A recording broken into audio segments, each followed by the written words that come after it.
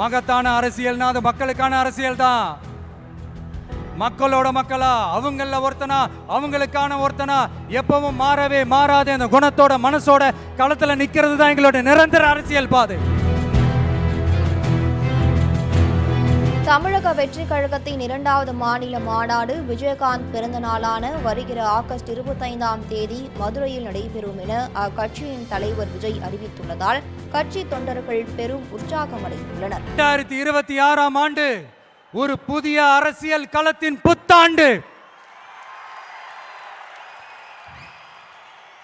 A new year of a new political field. கான்ஃபிடென்ட்டா இருங்க, நல்லதே நடக்கும், வெற்றி நிச்சயம்.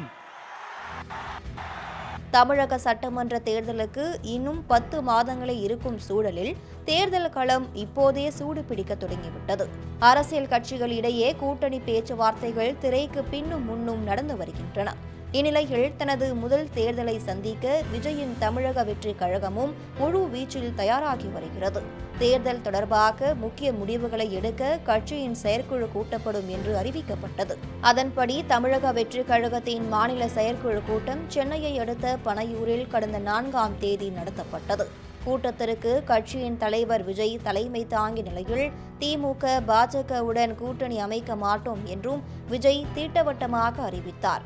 விஜய் மற்றும் சீமானின் இத்தகைய அறிவிப்புகளால் தமிழ்நாட்டில் 4 முனை போட்டி உறுதியாகியுள்ளது.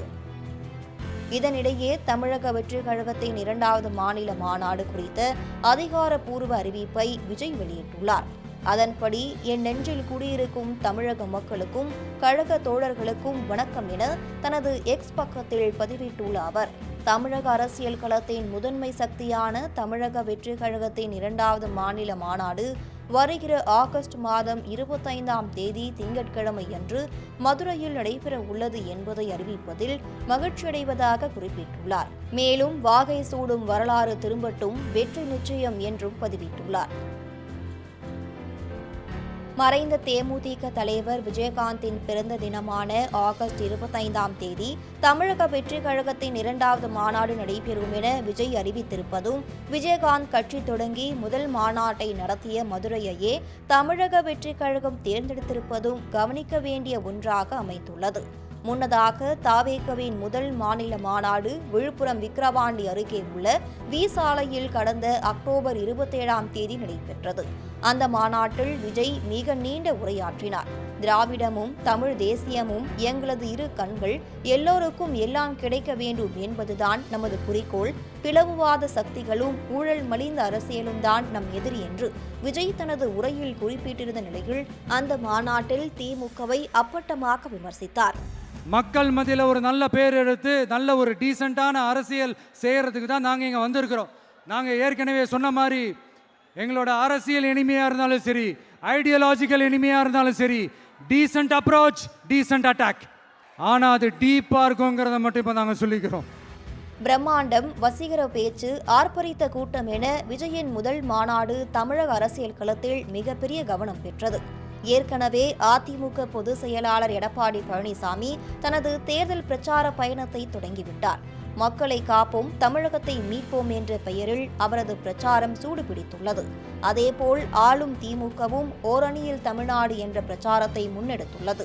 இந்த நிலையில் தாவேக மாநாடு மதுரையில் நடைபெறவிருப்பது மிகுந்த எதிர்பார்ப்பை ஏற்படுத்தியுள்ளது. தமிழ்நாட்டில் தற்போது தென் மாவட்டங்களை குறிவைத்தே முக்கிய கட்சிகள் வியூகங்களை வகுத்து வருகின்றன. அந்த வகையில் தாவேகவும் மதுரையில் 2வது மாநில மாநாடு நடைபெறும் என அறிவித்துள்ளது. தமிழக அரசியல் களத்தில் மதுரை மிக முக்கிய இடத்தை கொண்டுள்ளது. மதுரையும் அரசியலும் பிரிக்க முடியாதவை. எம்ஜிஆர் காலம் தொட்டு மதுரைக்கும் புதிதாக அரசியலில் தடம் பதிப்பவர்களுக்கும் ஒரு ராசி இருக்கிறது. அந்த ராசி விஜய்க்கு எப்படி பொருந்துகிறது என்ற எதிர்பார்ப்பு விஜயின் அறிவிப்பால் ஏற்பட்டுள்ளது.